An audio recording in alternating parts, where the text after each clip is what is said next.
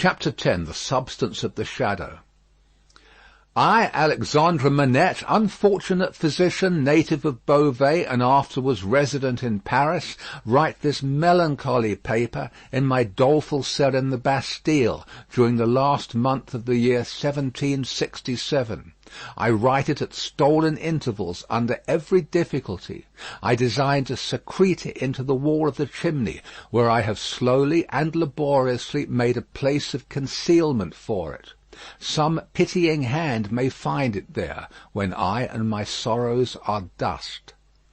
These words are formed by the rusty iron point with which I write with difficulty in scrapings of soot and charcoal from the chimney, mixed with blood, in the last month of the 10th year of my captivity. Hope has quite departed from my breast.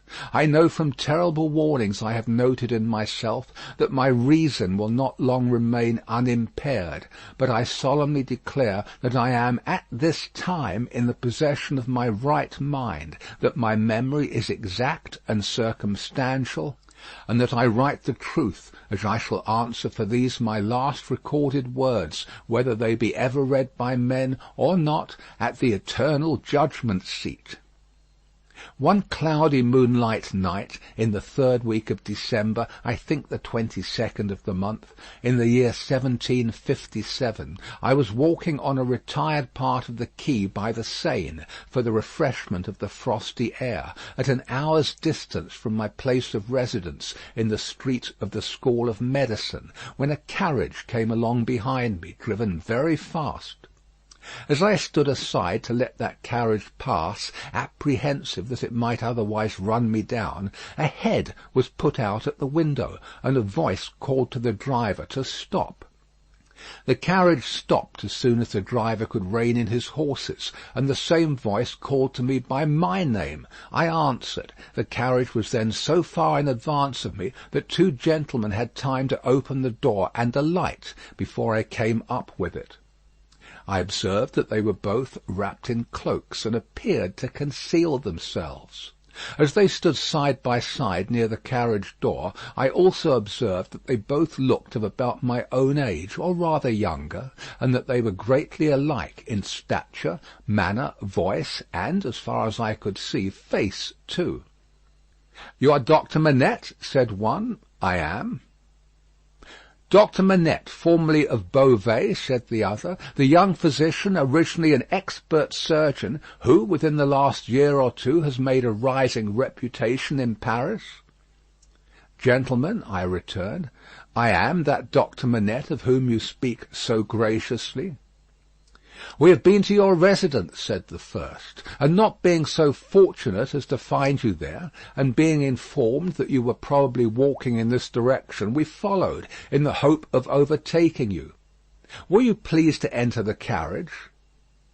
The manner of both was imperious, and they both moved, as these words were spoken, so as to place me between themselves and the carriage door. They were armed, I was not.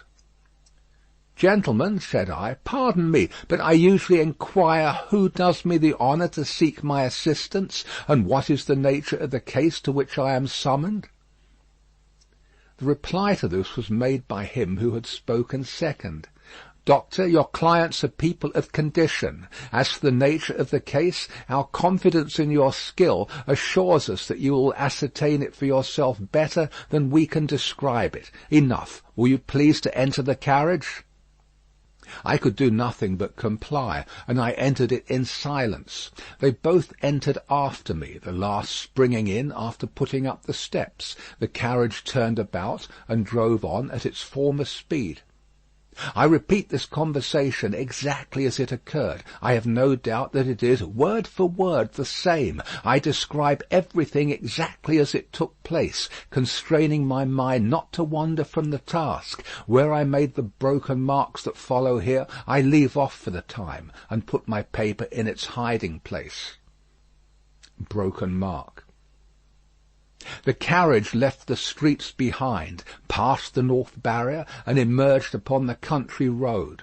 At 2/3 of a league from the barrier, I did not estimate the distance at that time, but afterwards, when I traversed it, it struck out of the main avenue, and presently stopped at a solitary house. We all three alighted, and walked by a damp soft footpath in a garden, where a neglected fountain had overflowed, to the door of the house. It was not opened immediately, in answer to the ringing of the bell, and one of my two conductors struck the man who opened it with his heavy riding glove across the face. There was nothing in this action to attract my particular attention, for I had seen common people struck more commonly than dogs. But the other of the two, being angry likewise, struck the man in like manner with his arm. The look and bearing of the brothers were then so exactly alike that I then first perceived them to be twin brothers. From the time of our alighting at the outer gate, which we found locked, and which one of the brothers had opened to admit us, and had relocked, I had heard cries proceeding from an upper chamber. I was conducted to this chamber straight, the cries growing louder as we ascended the stairs, and I found a patient in a high fever of the brain, lying on a bed. The patient was a woman of great beauty and young, assuredly not much past 20. Her hair was torn and ragged, and her arms were bound to her sides with sashes and handkerchiefs. I noticed that these bonds were all portions of a gentleman's dress. On one of them, which was a fringed scarf for a dress of ceremony, I saw the armorial bearings of a noble and the letter E. I saw this within the first minute of my contemplation of the patient, for, in her restless strivings, she had turned over on her face on the edge of the bed, had drawn the end of the scarf into her mouth, and was in danger of suffocation. My first act was to put out my hand to relieve her breathing, and, in moving the scarf aside, the embroidery in the corner caught my sight. I turned her gently over, placed my hands upon her breast to calm her and keep her down, and looked into her face. Her eyes were dilated and wild, and she constantly uttered piercing shrieks, and repeated the words, "My husband, my father, and my brother," and then counted up to 12, and said, "Hush!" For an instant, and no more, she would pause to listen, and then the piercing shrieks would begin again, and she would repeat the cry, "My husband, my father, and my brother," and would count up to 12, and say, "Hush!" There was no variation in the order or the manner. There was no cessation, but the regular moment's pause in the utterance of these sounds. "How long," I asked, "has this lasted?" To distinguish the brothers I will call them the elder and the younger. By the elder I mean him who exercised the most authority. It was the elder who replied, "Since about this hour last night." "She has a husband, a father, and a brother?" "A brother." "I do not address her brother?" He answered with great contempt, "No." "She has some recent association with the number 12?" The younger brother impatiently rejoined, "With 12 o'clock?" "See, gentlemen," said I, still keeping my hands upon her breast, "how useless I am, as you have brought me. If I had known what I was coming to see, I could have come provided. As it is, time must be lost. There are no medicines to be obtained in this lonely place." The elder brother looked to the younger, who said haughtily, "There's a case of medicines here," and brought it from a closet and put it on the table. Broken mark. I opened some of the bottles, smelt them, and put the stoppers to my lips. If I had wanted to use anything save narcotic medicines that were poisons in themselves, I would not have administered any of those. "Do you doubt them?" asked the younger brother. "You see, monsieur, I am going to use them," I replied, and said no more. I made the patient swallow with great difficulty and after many efforts the dose that I desired to give. As I intended to repeat it after a while, and as it was necessary to watch its influence, I then sat down by the side of the bed. There was a timid and suppressed woman in attendance, wife of the man downstairs, who had retreated into a corner. The house was damp and decayed, indifferently furnished, evidently recently occupied and temporarily used. Some thick old hangings had been nailed up before the windows to deaden the sound of the shrieks. They continued to be uttered in their regular succession, with the cry, "My husband! My father! And my brother!" the counting up to 12, and "Hush!" The frenzy was so violent that I had not unfastened the bandages restraining the arms. But I had looked to them to see that they were not painful. The only spark of encouragement in the case was that my hand upon the sufferer's breast had this much soothing influence, that for minutes at a time it tranquillized the figure. It had no effect upon the cries. No pendulum could be more regular. For the reason that my hand had this effect, I assume, I had sat by the side of the bed for half an hour, with the two brothers looking on, before the elder said, "There is another patient." I was startled, and asked, "Is it a pressing case?" "You had better see," he carelessly answered, and took up a light. Broken mark. The other patient lay in a back room across a second staircase, which was a species of loft over a stable. There was a low plastered ceiling to a part of it, the rest was open to the ridge of the tiled roof, and there were beams across. Hay and straw were stored in that portion of the place, faggots for firing, and a heap of apples in sand. I had to pass through that part to get at the other. My memory is circumstantial and unshaken. I try it with these details, and I see them all, in this my cell in the Bastille, near the close of the 10th year of my captivity, as I saw them all that night. On some hay on the ground, with a cushion thrown under his head, lay a handsome peasant boy, a boy of not more than 17 at the most. He lay on his back with his teeth set, his right hand clenched on his breast, and his glaring eyes looking straight upward. I could not see where his wound was, as I kneeled on one knee over him, but I could see that he was dying of a wound from a sharp point. "I am a doctor, my poor fellow," said I. "Let me examine it." "I do not want it examined," he answered. "Let it be." It was under his hand, and I soothed him to let me move his hand away.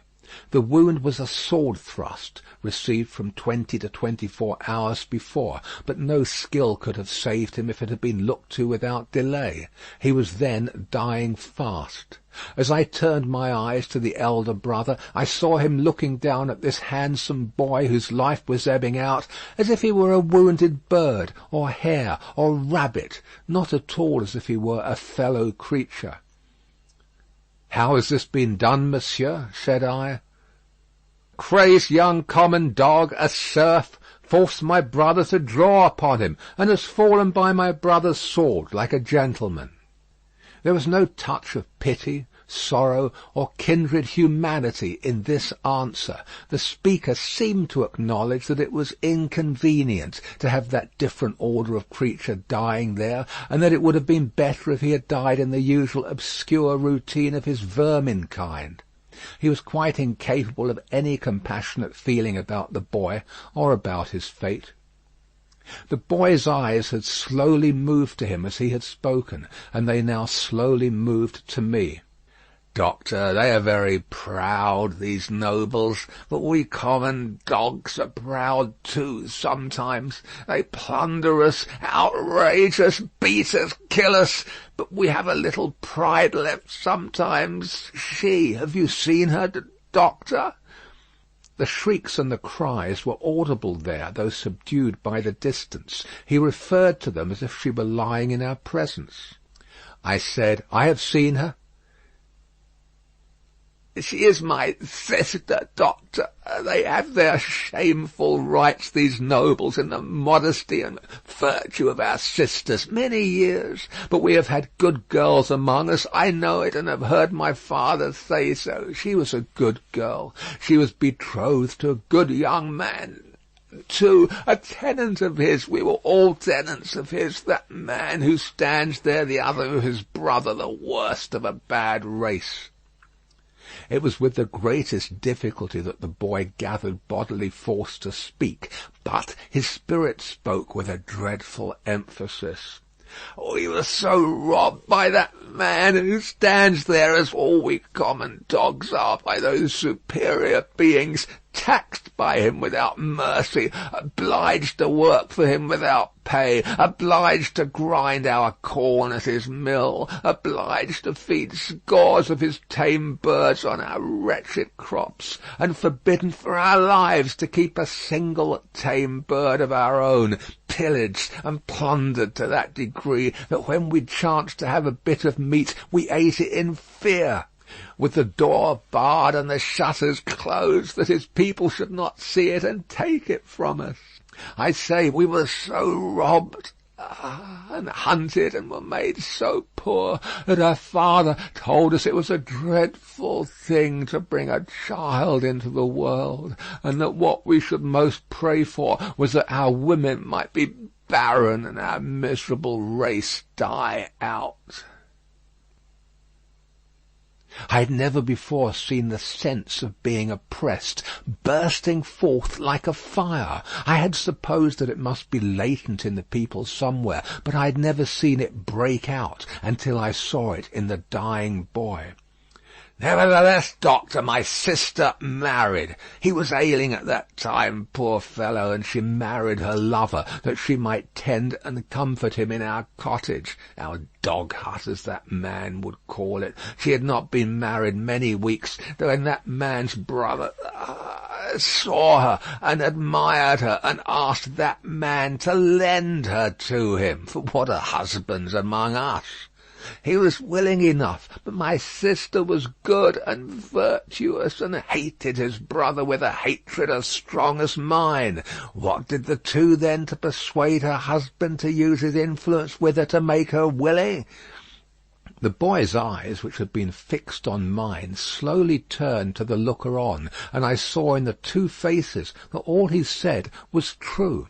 The two opposing kinds of pride confronting one another, I can see, even in this Bastille, the gentleman's all negligent indifference, the peasant's all trodden down sentiment and passionate revenge. "You know, doctor, that it is among the rights of these nobles to harness us common dogs to carts and drive us. They so harnessed him and drove him. You know that it is among their rights to keep us in their grounds all night, quieting the frogs, in order that their noble sleep may not be disturbed. They kept him out in the unwholesome mists at night, and ordered him back into his harness in the day. But he was not persuaded. No, taken out of harness one day at noon to feed, if he could find food, he sobbed 12 times, once for every stroke of the bell, and died on her bosom. Nothing human could have held life in the boy but his determination to tell all that was wrong. He forced back the gathering shadows of death as he forced his clenched right hand to remain clenched and to cover his wound. Then, with that man's permission, and even with his aid, his brother took her away. In spite of what I know, she must have told his brother, and what that is will not be long unknown to you, doctor. If it is now, his brother took her away for his pleasure and diversion for a little while. I saw her pass me on the road. When I took the tidings home, our father's heart burst. He never spoke one of the words that filled it. I took my young sister, for I have another, to a place beyond the reach of this man, and where at least she will never be his vassal. Then I tracked the brother here, and last night climbed in, a common dog, but sword in hand. Where is the loft window? It was somewhere here. The room was darkening to his sight, the world was narrowing around him. I glanced about me and saw that the hay and straw were trampled over the floor, as if there had been a struggle. She heard me and ran in. I told her not to come near us till he was dead. He came in and first tossed me some pieces of money, then struck at me with a whip. But I, though a common dog, so struck at him as to make him draw. Let him break into as many pieces as he will the sword that he stained with my common blood. He drew to defend himself, thrust at me with all his skill for his life. My glance had fallen, but a few moments before, on the fragments of a broken sword lying among the hay.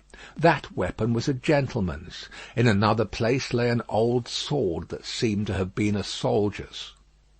"Now lift me up, doctor, lift me up. Where is he?" "He is not here," I said, supporting the boy, and thinking that he referred to the brother. "He, proud as these nobles are, he is afraid to see me. Where is the man who was here? Turn my face to him." I did so, raising the boy's head against my knee. But, invested for the moment with extraordinary power, he raised himself completely, obliging me to rise too, or I could not have still supported him. "Marquis," said the boy, turned to him with his eyes open wide and his right hand raised, "in the days when all these things are to be answered for, I summon you and yours to the last of your bad race to answer for them. I mark this cross of blood upon you as a sign that I do it. In the days when all these things are to be answered for, I summon your brother, the worst of the bad race, to answer for them separately. I mark this cross of blood upon him as a sign that I do it." Twice he put his hand to the wound in his breast, and with his forefinger drew a cross in the air. He stood for an instant with the finger yet raised, and as it dropped, he dropped with it, and I laid him down dead. Broken mark. When I returned to the bedside of the young woman, I found her raving in precisely the same order of continuity. I knew that this might last for many hours, and that it would probably end in the silence of the grave. I repeated the medicines I had given her, and I sat at the side of the bed until the night was far advanced. She never abated the piercing quality of her shrieks, never stumbled in the distinctness or the order of her words. They were always "my husband, my father, and my brother, 1, 2, 3, 4, 5, 6, 7, 8, 9, 10, 11, 12, hush!" This lasted 26 hours from the time when I first saw her. I had come and gone twice, and was again sitting by her, when she began to falter. I did what little could be done to assist that opportunity, and by she sank into a lethargy, and lay like the dead. It was as if the wind and rain had lulled at last. After a long and fearful storm, I released her arms, and called the woman to assist me to compose her figure and the dress she had torn. It was then that I knew her condition to be that of one in whom the first expectations of being a mother have arisen, and it was then that I lost the little hope I had had of her. "Is she dead?" asked the Marquis, whom I will still describe as the elder brother, coming booted into the room from his horse.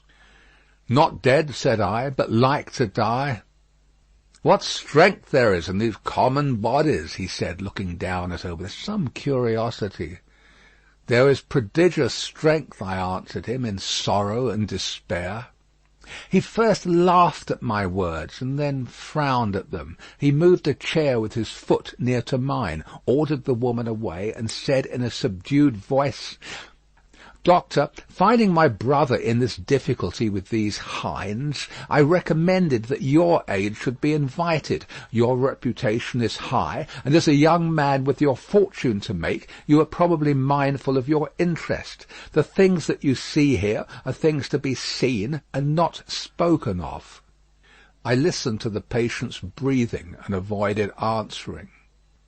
Do you honour me with your attention, doctor? Monsieur, said I, in my profession the communications of patients are always received in confidence. I was guarded in my answer, for I was troubled in my mind with what I had heard and seen. Her breathing was so difficult to trace that I carefully tried the pulse and the heart. There was life and no more. Looking round as I resumed my seat, I found both the brothers intent upon me. Broken mark. I write with so much difficulty, the cold is so severe, I am so fearful of being detected and consigned to an underground cell and total darkness that I must abridge this narrative. There is no confusion or failure in my memory. It can recall and could detail every word that was ever spoken between me and those brothers. She lingered for a week. Towards the last I could understand some few syllables that she said to me by placing my ear close to her lips. She asked me where she was, and I told her. Who I was, and I told her. It was in vain that I asked her for her family name. She faintly shook her head upon the pillow and kept her secret as the boy had done. I had no opportunity of asking her any question until I had told the brothers she was sinking fast and could not live another day. Until then, though no one was ever presented to her consciousness save the woman and myself, one or other of them had always jealously sat behind the curtain at the head of the bed when I was there. But when it came to that, they seemed careless what communication I might hold with her, as if, the thought passed through my mind, I were dying too. I always observed that their pride bitterly resented the younger brothers, as I call him, having crossed swords with a peasant, and that peasant a boy. The only consideration that appeared to affect the mind of either of them was the consideration that this was highly degrading to the family, and was ridiculous. As often as I caught the younger brother's eyes, their expression reminded me that he disliked me deeply for knowing what I knew from the boy. He was smoother and more polite to me than the elder, but I saw this. I also saw that I was an encumbrance in the mind of the elder too. My patient died 2 hours before midnight, at a time, by my watch, answering almost to the minute when I had first seen her. I was alone with her, when her forlorn young head drooped gently on one side, and all her earthly wrongs and sorrows ended. The brothers were waiting in a room downstairs, impatient to ride away. I had heard them, alone at the bedside, striking their boots with their riding whips, and loitering up and down. "At last she is dead," said the elder, when I went in. "She is dead," said I. "I congratulate you, my brother," were his words as he turned around. He had before offered me money, which I had postponed taking. He now gave me a rouleau of gold. I took it from his hand, but laid it on the table. I had considered the question, and had resolved to accept nothing. "Pray excuse me," said I. "Under the circumstances, no." They exchanged looks, but bent their heads to me as I bent mine to them, and we parted without another word on either side. Broken mark. I am weary, weary, weary, worn down by misery. I cannot read what I have written with this gaunt hand. Early in the morning the rouleau of gold was left at my door in a little box with my name on the outside. From the first I had anxiously considered what I ought to do. I decided that day to write privately to the minister, stating the nature of the 2 cases to which I had been summoned, and the place to which I had gone, in effect stating all the circumstances. I knew what court influence was, and what the immunity of the nobles were, and I expected that the matter would never be heard of. But I wished to relieve my own mind.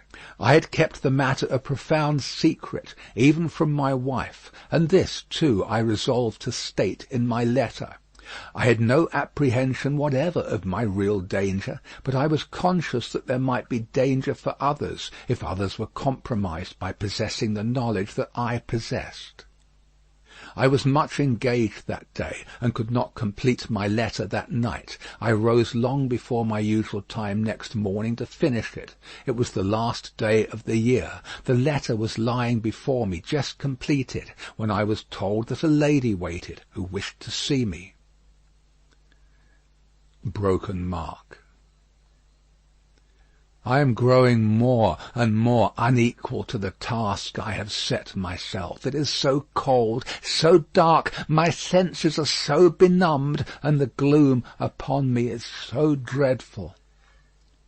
The lady was young, engaging, and handsome, but not marked for long life. She was in great agitation. She presented herself to me as the wife of the Marquis Saint Evremond. I connected the title by which the boy had addressed the elder brother with the initial letter embroidered on the scarf, and had no difficulty in arriving at the conclusion that I had seen that nobleman very lately. My memory is still accurate, but I cannot write the words of our conversation. I suspect that I am watched more closely than I was, and I know not at what times I may be watched. She had in part suspected and in part discovered the main facts of the cruel story of her husband's share in it and my being resorted to. She did not know that the girl was dead. Her hope had been, she said in great distress, to show her in secret a woman's sympathy. Her hope had been to avert the wrath of heaven from a house that had long been hateful to the suffering many. She had reasons for believing that there was a young sister living, and her greatest desire was to help that sister. I could tell her nothing but that there was such a sister. Beyond that I knew nothing. Her inducement to come to me, relying on my confidence, had been the hope that I could tell her the name and place of abode, whereas to this wretched hour I am ignorant of both. Broken Mark. These scraps of paper fail me. One was taken from me with a warning yesterday. I must finish my record today. She was a good, compassionate lady, and not happy in her marriage. How could she be? The brother distrusted and disliked her, and his influence was all opposed to her. She stood in dread of him, and in dread of her husband too. When I handed her down to the door, there was a child, a pretty boy from 2 to 3 years old, in her carriage. "For his sake, doctor," she said, pointing to him in tears, "I would do all I can to make what poor amends I can. He will never prosper in his inheritance otherwise. I have a presentiment that if no other innocent atonement is made for this, it will one day be required of him. What I have left to call my own, it is little beyond the worth of a few jewels. I will make it the first charge of his life to bestow, with the compassion and lamenting of his dead mother, on this injured family, if the sister can be discovered." She kissed the boy, and said, caressing him, "It is for thine own dear sake. Thou wilt be faithful, little Charles?" The child answered her bravely, "Yes." I kissed her hand, and she took him in her arms and went away caressing him. I never saw her more. As she had mentioned her husband's name in the faith that I knew it, I added no mention of it to my letter. I sealed my letter, and, not trusting it out of my own hands, delivered it myself that day. That night, the last night of the year, towards 9 o'clock, a man in a black dress rang at my gate, demanding to see me, and softly followed my servant, Ernest Defarge, a youth, upstairs. When my servant came into the room where I sat with my wife, Oh, my wife, beloved of my heart, my fair young English wife." We saw the man who was supposed to be at the gate standing silent behind him. "An urgent case in the Rue Saint Honoré," he said. It would not detain me. He had a coach in waiting. It brought me here. It brought me to my grave. When I was clear of the house, a black muffler was drawn tightly over my mouth from behind, and my arms were pinioned. The two brothers crossed the road from a dark corner, and identified me with a single gesture. The Marquis took from his pocket the letter I had written, showed it me, burnt it in the light of a lantern that was held, and extinguished the ashes with his foot. Not a word was spoken. I was brought here. I was brought to my living grave. If it had pleased God to put it in the hard heart of either of the brothers in all these frightful years to grant me any tidings of my dearest wife, so much as to let me know by a word whether alive or dead, I might have thought that he had not quite abandoned them. But now I believe that the mark of the Red Cross is fatal to them, and that they have no part in his mercies. And them and their descendants, to the last of their race, I, Alexandre Manette, unhappy prisoner, do this last night of the year 1767, in my unbearable agony, denounce, to the times when all these things shall be answered for. I denounce them to heaven and to earth. A terrible sound arose when the reading of this document was done, a sound of craving and eagerness that had nothing articulate in it but blood. The narrative called up the most revengeful passions of the time, and there was not a head in the nation but must have dropped before it.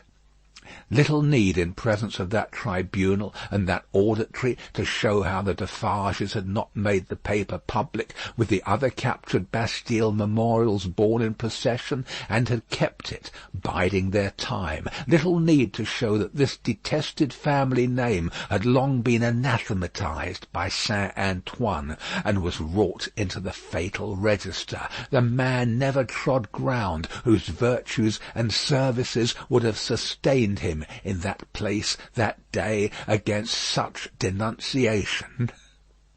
And all the worse for the doomed man that the denouncer was a well-known citizen, his own attached friend, the father of his wife. One of the frenzied aspirations of the populace was for imitations of the questionable public virtues of antiquity, and for sacrifices and self-immolations on the people's altar. Therefore, when the President said, else had his own head quivered on his shoulders, that the good physician of the Republic would deserve better still of the Republic by rooting out an obnoxious family of aristocrats, and would doubtless feel a sacred glow and joy in making his daughter a widow and her child an orphan, there was wild excitement, patriotic fervour, not a touch of human sympathy. "Much influence around him has that doctor," murmured Madame Defarge, smiling to the Vengeance. "Save him now, my doctor, save him." At every juryman's vote there was a roar, another and another, roar and roar, unanimously voted, at heart and by descent an aristocrat, an enemy of the Republic, a notorious oppressor of the people, back to the Conciergerie and death within 24 hours.